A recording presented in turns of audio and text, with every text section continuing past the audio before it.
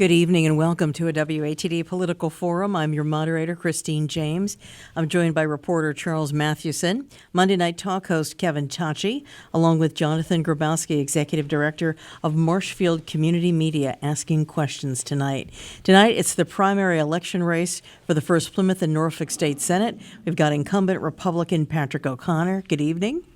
And challenger Ron Patuto, both vying to be on the ballot for the general election this fall. Timing you all is Lenny Rowe, and we're joined by media partner Marshfield Community Media. Thanks for being here.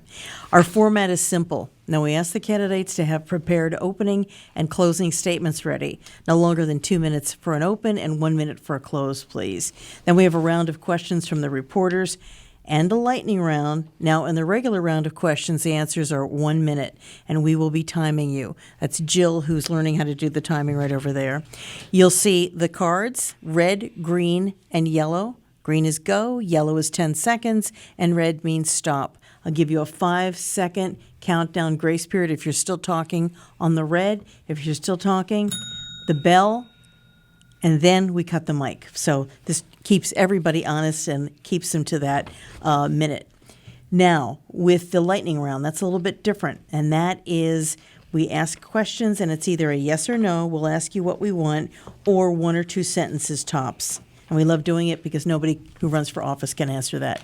Also, if you consistently go over, ramble, or start to repeat yourself, then it's at my discretion. You get the bell. We chose the opening and closing order out of the official WATD stand-in newsroom koozie. Yes, the other one was stolen at the end of the last election season. We think maybe a disgruntled candidate. If you're not sure that you're in this district, 1st Plymouth and Norfolk District is Cohasset, Duxbury, Hingham, Hull, Marshfield, Norwell, Scituate, and Weymouth. We chose the opening and closing order just a few minutes ago, and we're going to begin with Ron Patuto, and then we're going to go to Patrick O'Connor, and then we're going to switch that order at the end. So let's begin with our opening statements, and let's start with Ron Patuto. Hi, my name is Ron Patuto. I'm happy to be here. Nice to meet you all.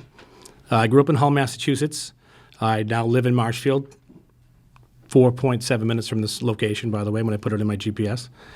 And I have a small business on the South Shore, and I represent several towns in this district in the lobster industry. And we're disappointed in a lot of the regulations that have been put down upon us. A lot of it's federal, but this is what pretty much started to get me into politics was we need more of a voice at the state. One of the things we'd like to do is become part of the Department of Agriculture so we could get more protection. And we'd also like to have more representation to stop more, well, basically, in our industry, if we kill one right whale, we've never killed a right whale, they shut the industry down. And this is just part of it. Another part is education. I'm concerned about what we're doing in the schools. I'm concerned about the mandates that went down during COVID for my daughter. I asked the schools certain reasons and why they were masked all day while you go into a restaurant and not be masked. And these are just parts of the reasons on why I'm running.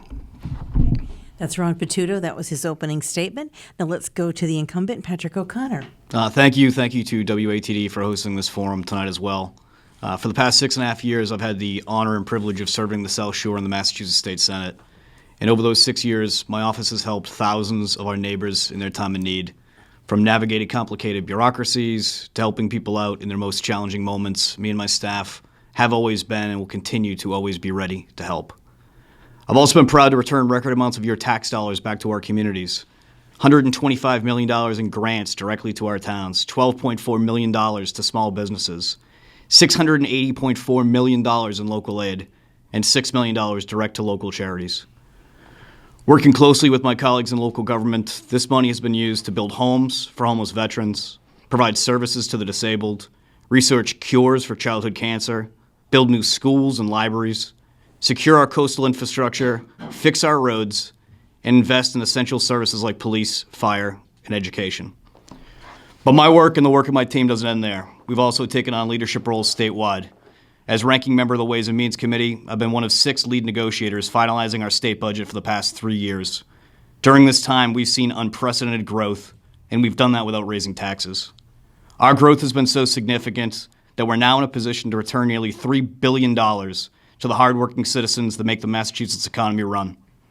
I've passed laws to protect individuals with disabilities, fought for stronger sentences for sex offenders, drug traffickers, and perpetrators of violence against women, helped provide a voice to those without one, held the line on wasteful spending, made our community stronger, and I've done all this while standing up to the Beacon Hill status quo and standing up for our shared priorities. I ask for your support on September 6th because I take this job very seriously, and I want to continue to advocate for you, for our communities, and for the Commonwealth of Massachusetts. Thank you very much. That was Patrick O'Connor, his opening statement. Now we're going to go to questions, and let's begin with Jonathan Grabowski from Marshfield Community Media. Sure. Good evening, gentlemen. So my first question to both of you is, why run for this position?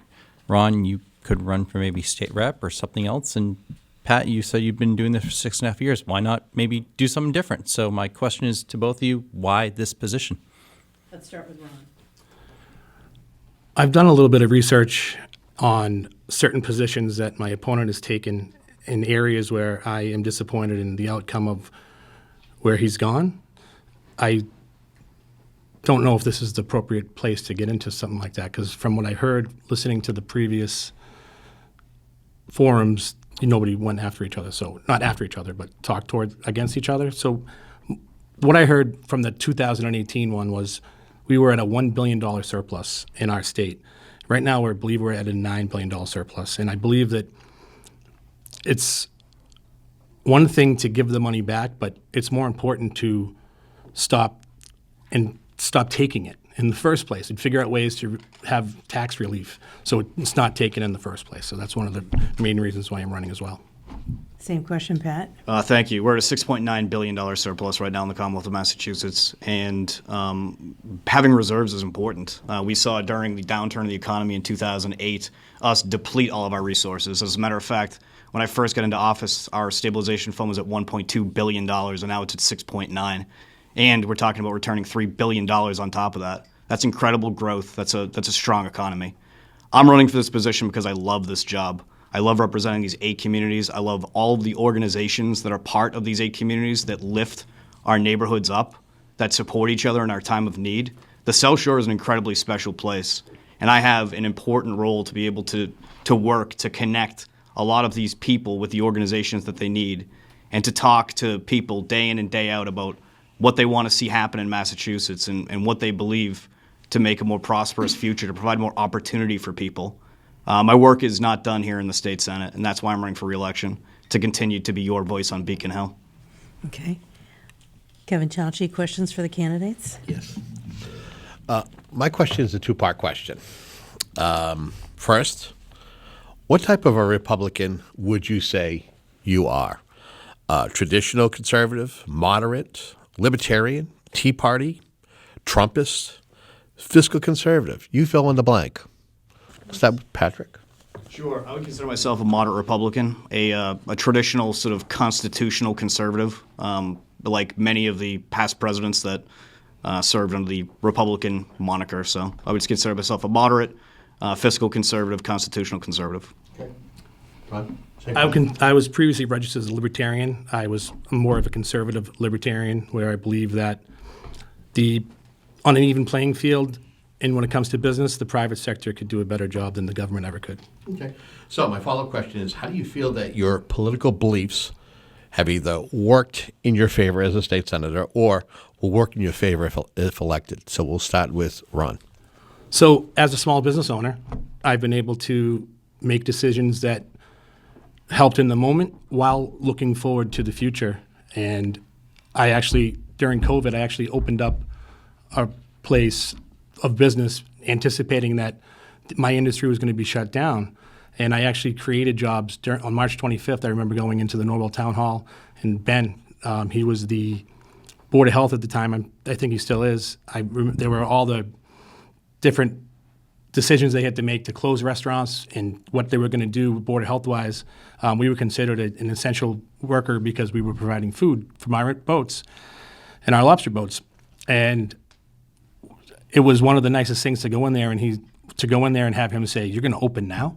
And then to see us flourish because we ended up being a outlet for other people. So I think that sums up what I'm trying to say. Yeah, first off, I just want to say how much I do appreciate my opponent's work in the small business field and how important that is here on the South Shore. As far as how my political philosophy goes and assists me in my day-to-day work, is I consider myself a collaborator. I'm very open to listen to other people's points of views and being able to try and work and bridge divides, sometimes very emotional and complicated divides that we face, especially nowadays in a social media-driven environment in the legislature and with a lot of varying and strong opinions. I consider that to be one of the biggest strengths that I have in being able to really work together with my colleagues to find solutions to problems. And it may not be something that I agree with 100% of the time on 100% of the issues, but it's one of those things that being able to bridge those divides and find compromise is sometimes more important than my personal beliefs for the state. Okay. Questions, Charles Mathewson? Sort of in the same subject. Ron, you have said in your advertising that you're not a politician. Patrick, you're an incumbent.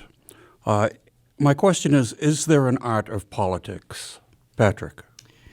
I don't know if there's an art of politics. I think that politics has gotten incredibly divisive, and a lot of people are not attracted to having this be something that they'd want to do as their profession. And, we feel it from time to time, too, where, you have this division that's going on nationally that unfortunately spreads into local politics and spreads into state politics for sure. I think that being able to rise above that and when they go low, you go high type of mentality is something that people, especially here on the South Shore, really appreciate. And I think that bringing that sort of South Shore mentality to Beacon Hill is also something that a lot of my colleagues appreciate. Being basically no nonsense, trying to find, the answers rather than trying to create division and having conversations rather than arguments. I think that there's possibly an art form to politics, but certainly DC politicians do not have it. Ron, is there an art of politics? If there's an art of politics, I'm not well versed in it. As you can tell, I'm pretty nervous right now. But I think one of the things with politics is we seem to drift away from just taking a person's opinion, and we seem to be labeling people if they have an opinion. I feel that to be rather narrow-minded. I think if somebody has a certain opinion in a certain issue, it shouldn't turn into, oh, well, that must mean you're this, or, well, that must mean you're that. It just means this is an opinion. And I think sometimes we just take it too far. So as far as the art of politics, it's a crash course to me right now. Okay, thank you. Follow-up? A longtime listener has asked us to ask the candidates if they would support having Election Day and Tax Day on the same day. Would you support something like that, Ron? It's an interesting question. I think that Election Day should be turned into a national holiday. If we were going to add in Tax Day to it, I don't see why not. Okay. Patrick O'Connor, what do you think about that? My guess is they'd have to probably move Tax Day to November. And I see no problem with that. I mean, I know that it's more sort of in the spirit of to do something to line it up where people feel like their taxes are too high and that they'd vote out people who are making them that high. But, yeah, sure. Okay. At the end of the day, sure. You're listening to a political forum here on WATD. It's the first Plymouth and Norfolk State Senate seat. The primary race, Republicans. We've got the incumbent, Patrick O'Connor, and we've got his challenger here, Ron Pituto. Let's go to the next question, Jonathan Grabowski. So South Shore Chamber of Commerce 2030 plan looks at the areas of housing, employment, infrastructure, and transportation. What's the most important of those to the district? That's the question to both of you. Let's start with Pat. Sure. So I was proud to serve on the housing component of the South Shore's 2030 plan alongside my colleague, Senator John Keenan from Quincy. And I think that all of those aspects really wrap into where the South Shore needs to go in the next 8 years and beyond. I would say that when you look at the housing production plan that we have here in the South Shore, it is very limited.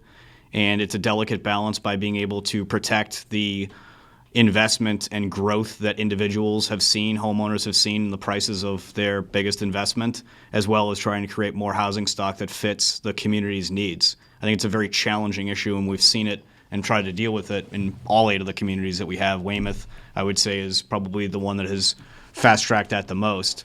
Transportation, we have hundreds of millions of dollars coming through the pipeline right now through Route 3A, Route 18, and others where we're making those investments that we need.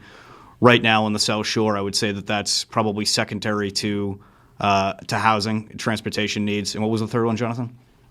It's employment and infrastructure. I'll give him 30 seconds. Employment and infrastructure, I would say, are obviously key components. I think the future of work is going to be something that's going to be very interesting to watch over the next 2 to 3 years to see if people actually go back to Boston and continue the employment there, or if there's a more work from home environment I think would be unique, where the South Shore could really capitalize on that. And then the infrastructure component, we have a lot of core infrastructure investments also in the pipeline. We just built a new $158 million school in the town of Weymouth, as well as 2 new libraries, one in Weymouth and one in Norwell.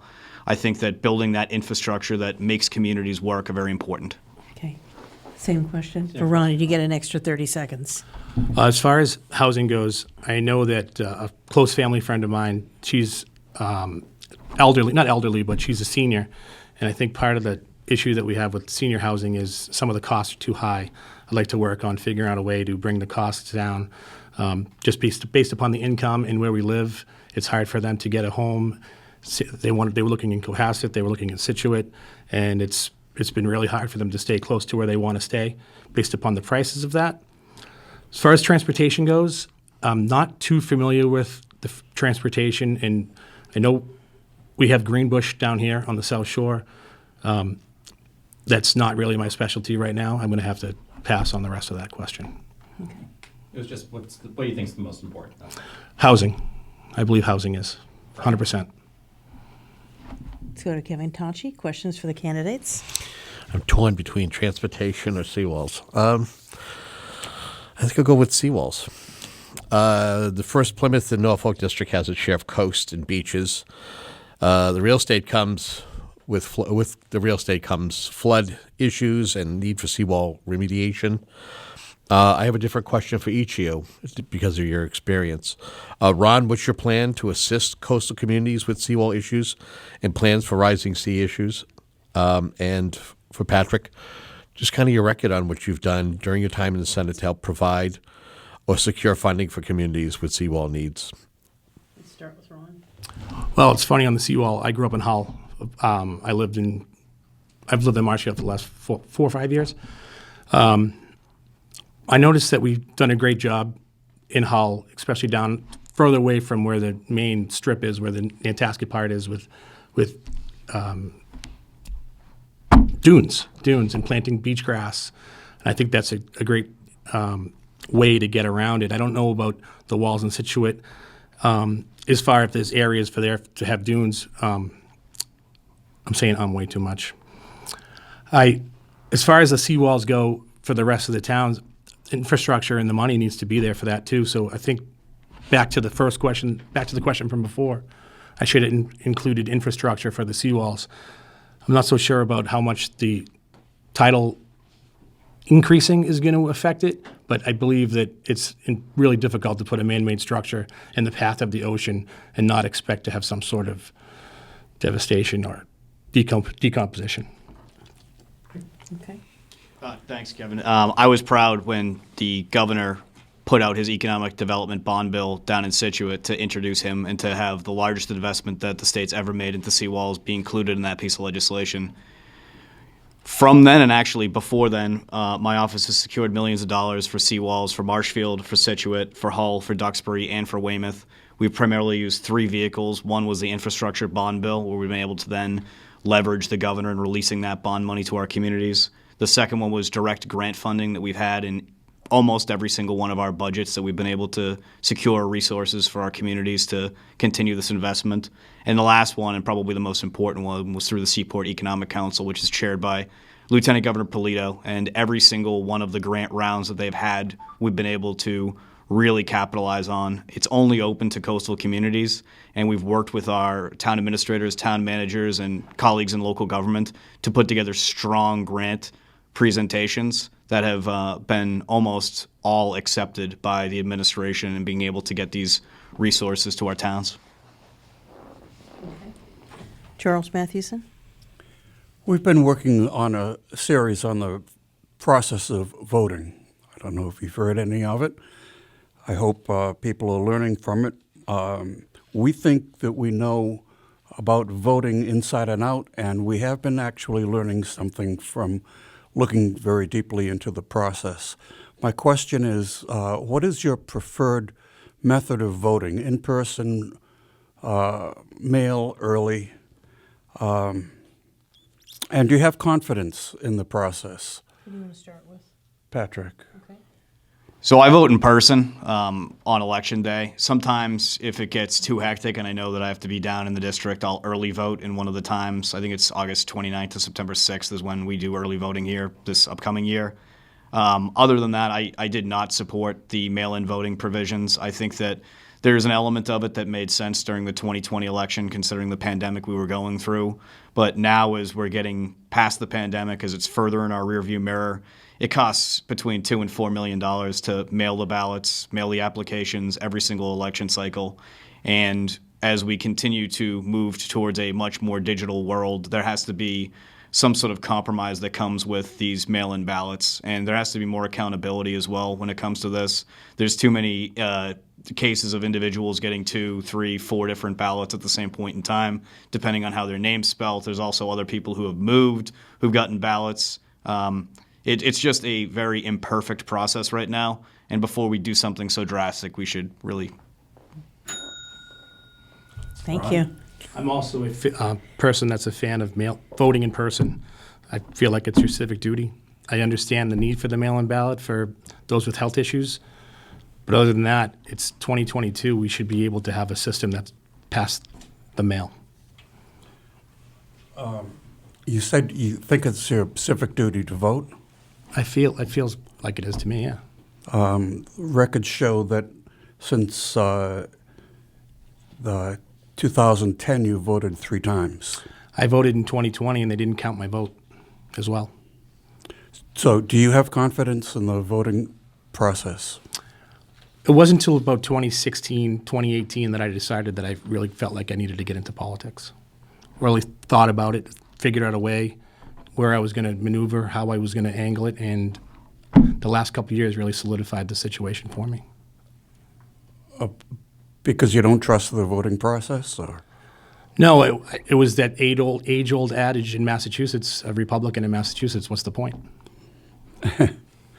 Okay, you have on your campaign material a photo of 2 applications sent to your wife. Correct. Go ahead. Yeah, do you know why? I don't know why. She registered twice. It's an easy mistake. She registered when she was unmarried, and she registered again after she married you. That's an easy mistake to make. Understandable, but it's still a mistake that happened, and it's something that's been corrected. But it's also not uncommon. So neither of you have faith in the voting system, it sounds like. No. Patrick? I have faith in the voting system. I just think that when you do something like the mail-in voting and you have the Secretary of State going on record in years past saying it had to take a constitutional amendment, which would have taken a vote of the people of Massachusetts to solidify that and make that something that happens here, they unilaterally did it. And during 2020, it made sense. And I agree with Ron in the aspect of if people are out of state or if people are sick and need the absentee ballot application as it was prior to 2020, I think that they should absolutely have that opportunity to do that. But to mail out application forms and to mail out ballots and to continue on this without actually seeing an audit of how well this worked and actually, understanding a lot of the elements that it comes to this, I think that we have the opportunity to put a pause on this and see if it's something we want to do. And if it is something we want to do, I think it should go to the ballot, and people should decide whether or not we should do it, not politicians. Do you have any response to that? I agree with him. Okay, thank you. All right. Let's switch topics here real quickly. Transportation, always an issue in every district. Public transportation in your district, which is a big one. What needs to change? Pat O'Connor.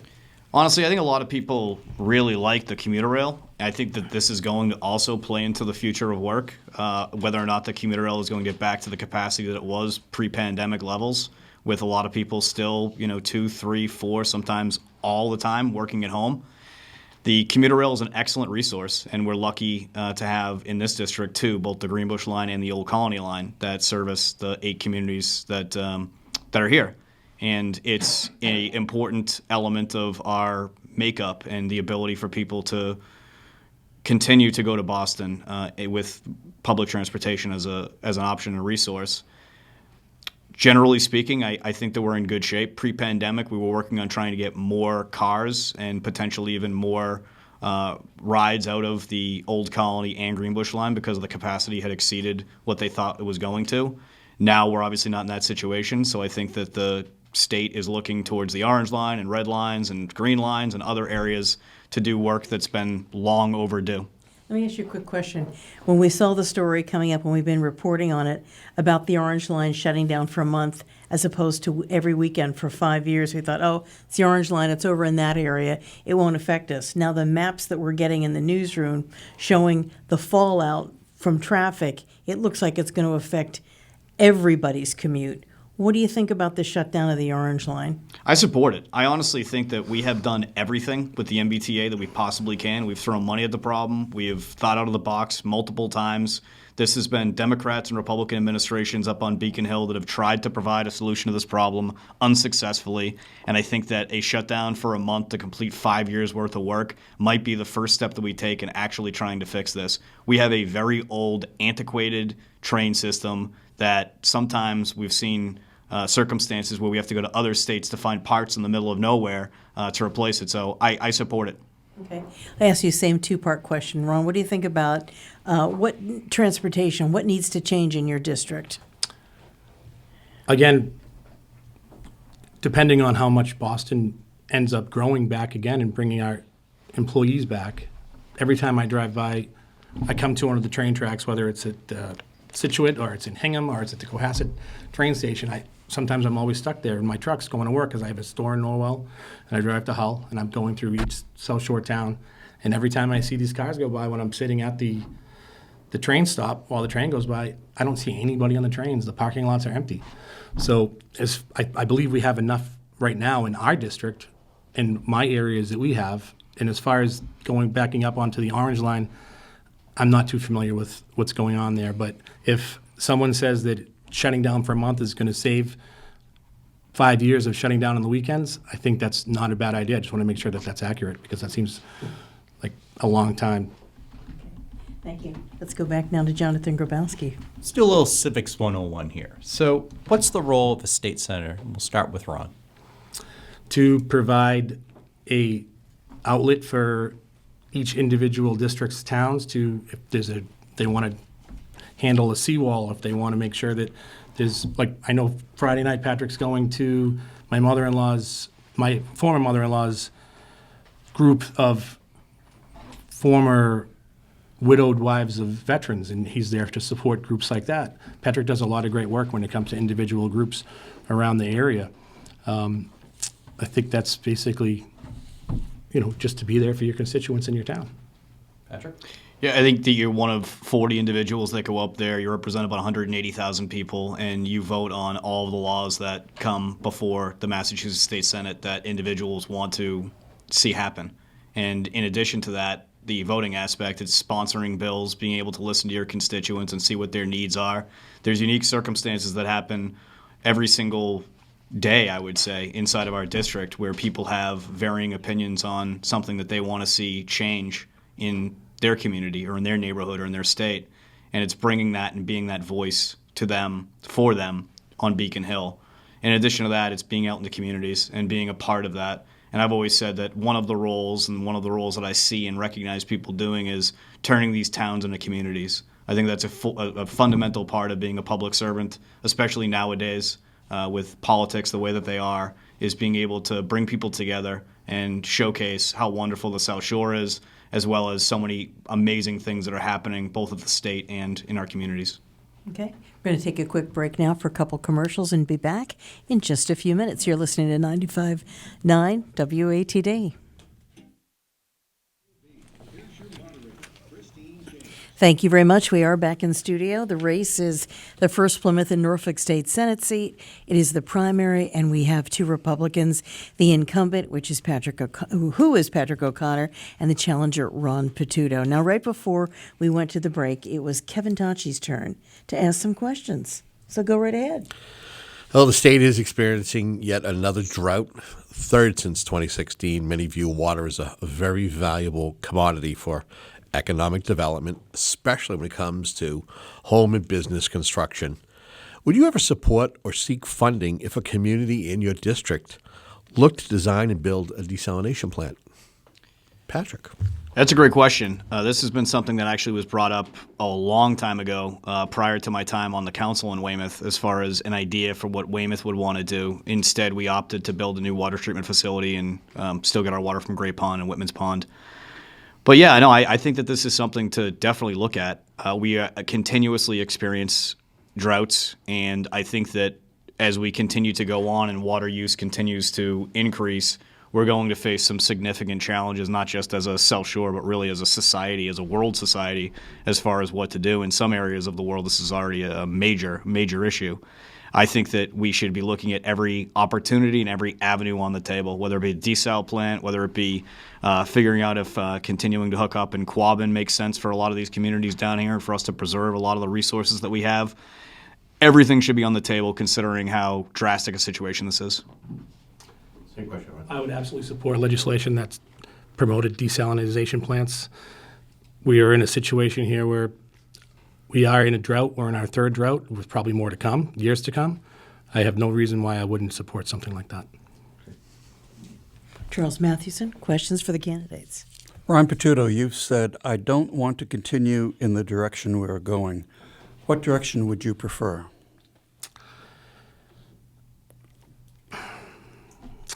I prefer that our education system, I prefer that we teach our children that they're more similar than how more different than they are. I think if we can unite these children instead of separating them away from this group and that group, I think that would help our children tremendously. As far as regulations without actual, I'd like to use statistics when it comes to regulations in the fishing industry. If we kill one right whale, they shut the industry down. But yet, the offshore windmill farms, they're knowing that the turbines and the vibrations from the turbines are going to be so disruptive to the migratory paths of the whales, nowhere has granted the offshore windmill farms 23 takes. And I feel like the hypocrisy in certain situations in our government towards small business is really hurting a lot of us. Patrick O'Connor, are you satisfied with the direction? Would you like to change? Or what direction would you like to go in? As far as the state goes, there's always room for improvement. And I think when you look at Massachusetts from the lens of what we are a state that has one of the best public education systems in the entire country. It's a state that has the best services for individuals with disabilities. It's the state that has one or two. We always compete with Virginia for services for our veterans. When you look at our communities, they're strong, they're thriving. People are making a incredible living. Children are having a good foundation for their for opportunity. Of course, things could be better. And during the pandemic, I fought alongside some people and fought by myself to try to rein in some of the things that were happening that I thought weren't appropriate, or businesses that were shut down that should have continued to be able to operate, or different mandates that I thought were just categorically unfair. But at the end of the day, Massachusetts is an incredible state. We have a lot going for us right now, and I truly believe that we're going to continue to be successful into the future. Thank you both. There's been a conversation starting about new types of tolls or specific taxes for where and how much people drive. And I know that a lot of people have been thinking, what's going to happen now if I'm commuting in to Boston, and if I'm on a certain road, am I going to get taxed on that? And that was a conversation I think a lot of people thought was off the table. Now it looks like there's been, a committee or a group formed to actually look into that. Pat O'Connor, what are your thoughts on that? Does that scare you?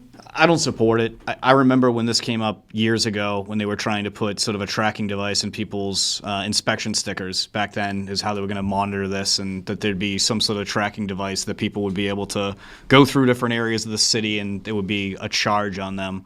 Some European cities have something similar to this, where you get charged an incredible amount of money if you want to go into London, for example, where they just use that to then encourage public transportation. I think that we're already very set in our ways in which we're going to transport ourselves to and from the city. I don't think that a overburdensome tax is going to be something that's going to restrict people or have people think differently. I just think that this is a money grab from either the city or the state, and I don't support it. Okay.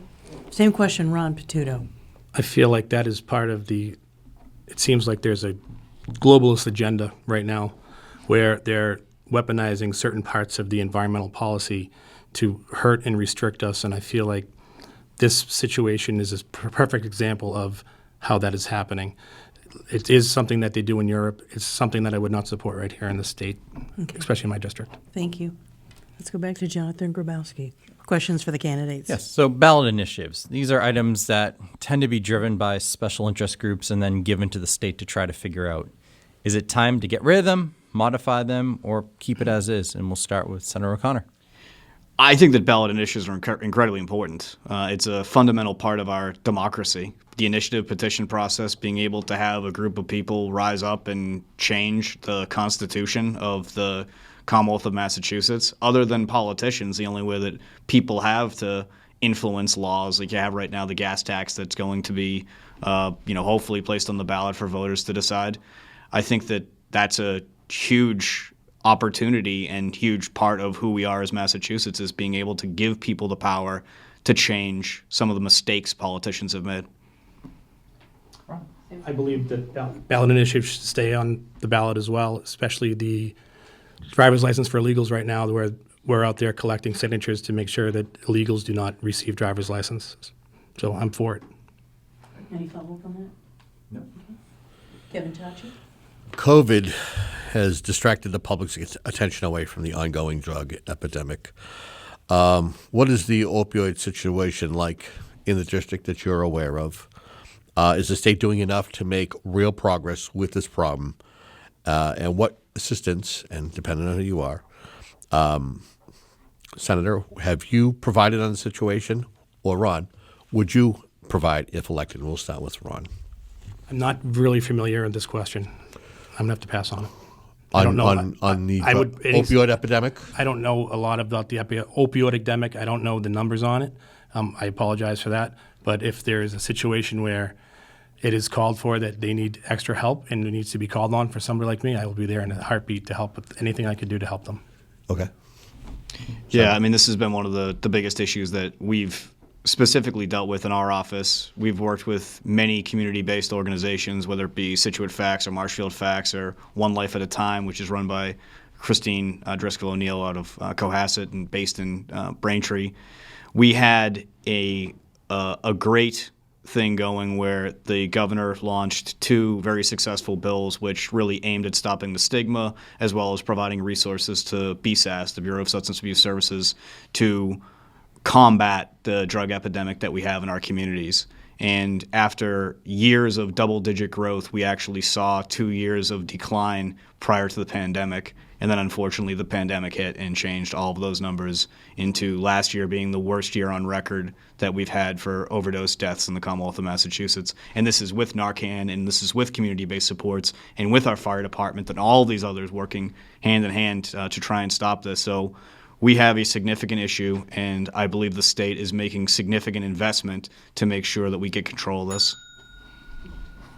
Any follow-up on that? Okay. Charles Mathewson, questions for the candidates? I had a conversation this morning with a local police captain, and we were talking about how the mental health system in the state has completely collapsed, that the biggest detox centers that we have are the county jails. What would you do to rebuild the mental health system in the state Patrick, you probably have more experience in this. It's completely broken. We have families who have come to us, especially the adolescent mental health component that happens right now in the state. We have families who have come to us where their children have been in an ER annex for 2.5 weeks waiting for a bed that, in my opinion, was never going to come in the first place. We have insurance who drops kids and individuals when they have mental health crisis. We have hospitals who are under-equipped to be able to take on these challenges. And then we have the circumstances of the situations where you have mental health providers that just simply don't have enough beds to be able to meet the demand that's currently happening right now.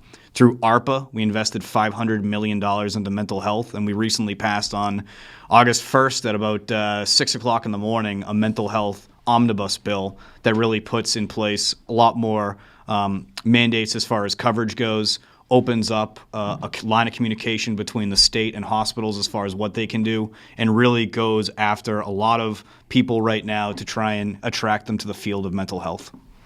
Ron, what would you do to rebuild the mental health system? Well, I would believe that because of COVID specifically, people were isolated, people were alone, people were scared, people were losing their jobs, they had the threat of losing their jobs. I can imagine that because of those factors that the opioid crisis and mental health took a big hit.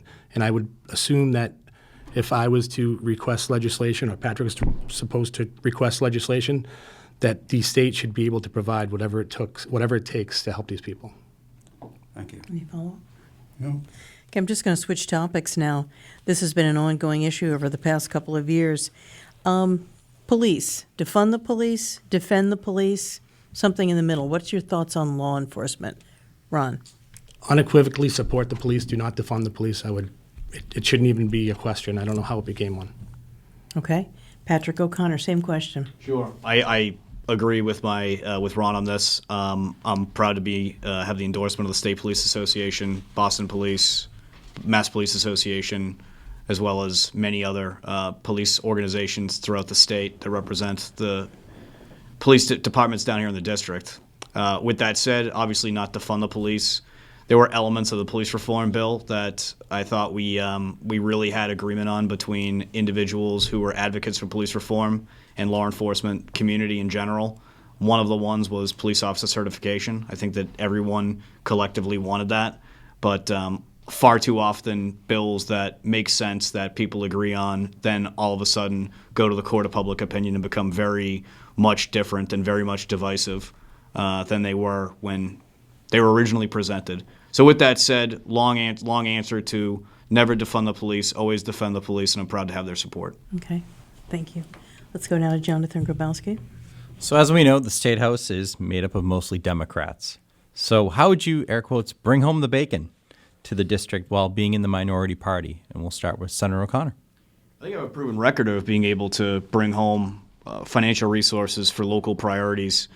When you look at what we've been able to do, although we are small in numbers, having only 3 out of the 40 members of the Massachusetts State Legislature be Republicans, I've been able to play a big role on the Ways and Means Committee, on healthcare financing, and on other various committees that have a large amount of responsibility to provide those financial resources to our communities. And so when when a bill is being able to go through the House and the Senate, they appoint 3 people. 1 Republican and 2 Democrats from the House, and 1 Republican and 2 Democrats from the Senate.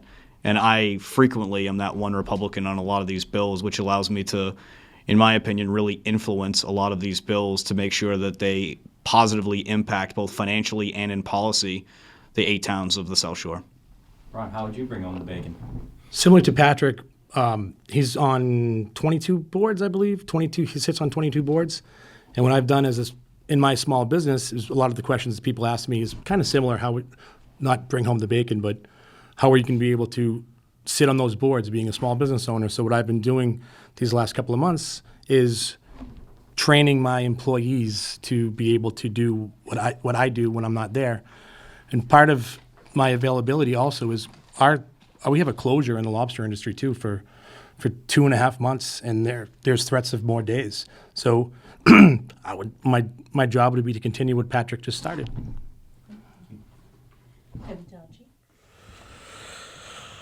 Okay.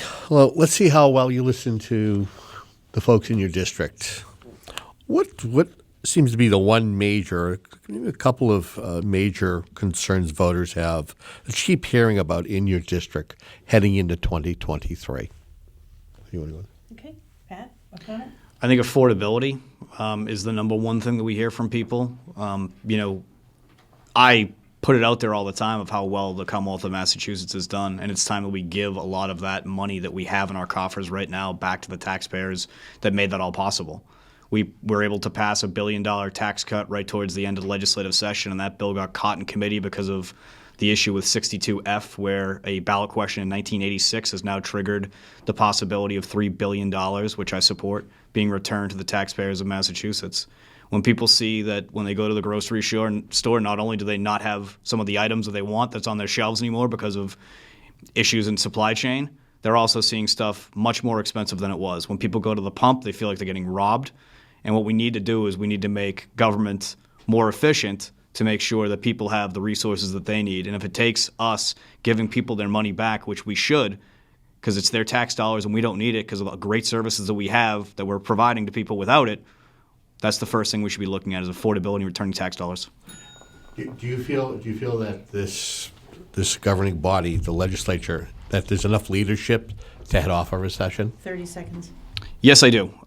With $6.9 billion in our rainy day fund, I think that is a great head start that we have on anything that's going to happen. And the things that happen, in my opinion, will hit other states more than they will hit Massachusetts. The investment that we made into our healthcare sector, to our biotech sector, to a lot of the things that we're spreading across our communities as far as growth and development goes, is really going to be something that's going to positively impact us when the downturn in the economy eventually comes.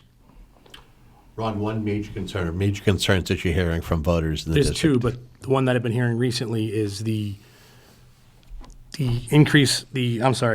fair share tax that is I believe is going to be on the ballot this time. And a lot of my constituents are concerned that it's going to kick open the door to affect a lot more of not the upper class or the 1 million, I think it is. It's 4% on 1 million. It's going to affect more of the middle class, and they're going to take more of the tax burden than the millionaires that this bill was supposed to be written for. You feel the legislature has enough leadership currently to head off a recession or deal with a recession? Deal with a recession? Maybe. I don't think you can. I don't know if leadership can stop a recession. Okay, Charles Matheson. To say I will cut taxes is very popular and we hear it frequently. How, in fact, would you do it, Ron? Again, as a small business owner, one of the taxes that we pay is a payroll tax. One of the things I would like to try to get rid of, not just because it would benefit me, but I deal with a lot of similar industries like myself, and the payroll tax is really, it's kind of over the top. One of the things I would like to do is cut a payroll tax on companies of 50 or less employees, and I would like to try to figure out a way to bring our mass state sales tax down from what it's at to under 4%, to 4% as much as I could. Patrick. I think the proposal that was passed in the legislature was a good first start, where we have tax credits for childcare, where we talk about housing tax credits, because a lot of seniors, as Ron had mentioned earlier, are living paycheck to paycheck and really struggling to be able to keep the roof over their head. I think that in tune with that, too, the senior circuit breaker tax credit to make sure that seniors have more money in their pocket, not just to be able to keep their house. When you look at the estate tax, which is currently at $1 million, that needs to be at a different number and reassessed, because I have heard from people whose parents were educators and that they passed away and that they fell into this tax burden where they're getting a tax on the inheritance they received, even though that individual and that family member was in what we'd consider the middle class. We need to really readjust and look and reform our tax code to make it make sense for 2022. And we also need to understand and realize that we're taking in a lot of financial resources, and those financial resources need to be back into our economy, deployed to taxpayers. Okay. During the next election, the election for governor, And if a Democrat gets in that position to be the governor of Massachusetts, do you have confidence that a lot of the financial progress that the state has made is going to continue, or do you think we're going to go back into a tougher financial situation? Ron? If a Democrat gets in as governor, I think we're going into a tougher financial situation. I do not have confidence that we will be going in the right direction. Okay. Patrick O'Connor, what do you think? Yeah, I agree wholeheartedly. I think that Governor Baker was or continues to be an excellent executive, and he really reined in a lot of wasteful spending and was able to do a lot with our state's economy to be able to grow it in various different sectors that I don't think that many people saw, but he did. Let's go to our lightning round questions now. And these are the questions where we're going to ask whether it's a yes or no answer, and the reporter will tell you what they want, or one or two sentences tops. So let's start with Jonathan Grabowski. What's your favorite place in the district that isn't in the town you reside? Pat O'Connor. My favorite place in the district that isn't in the town that I reside, I would say Nantasket Beach. Okay. Ron Pituto. But it's a tough call. Wampatuck. Okay. Kevin Chachi. That was my question. One word to describe your district. I don't want a sentence. One word. Ron. Home. Genuine. Okay. Charles. Yes or no? Is Joe Biden legitimately elected? Ron? Yes. He's our president. Yes. Pat. Okay. Yes, I am going to ask that question. Plymouth County government, stay or go? Two sentences. Start with you, Ron Pituto. Go. Okay. Pat O'Connor. They should stay. They did a good job during COVID. They returned a lot of money to our communities. Okay. I heard a groan in the hallway. I think there's a passing commissioner walking out there. Jonathan Grabowski, lightning round. What's something the state that should be considered for privatization? Something the state does that should be privatized potentially. Pat. I think you have to look at the MBTA at some point in time for privatization. Okay. Ron. As a libertarian, I think everything. Okay. Kevin Chachi.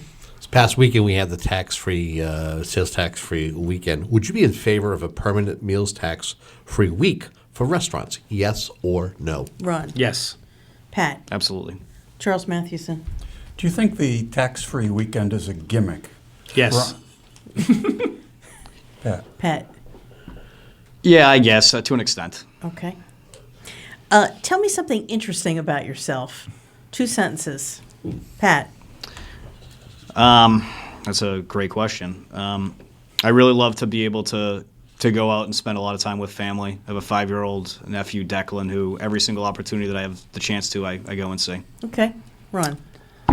I help coach my daughter's softball. I have a 13-year-old daughter, and it's one of the things I cherish the most. Love that. Jonathan Grabowski, another lightning round question. Name me a person from the other side of the aisle that you could see yourself working with if elected. Ron. Current. Current.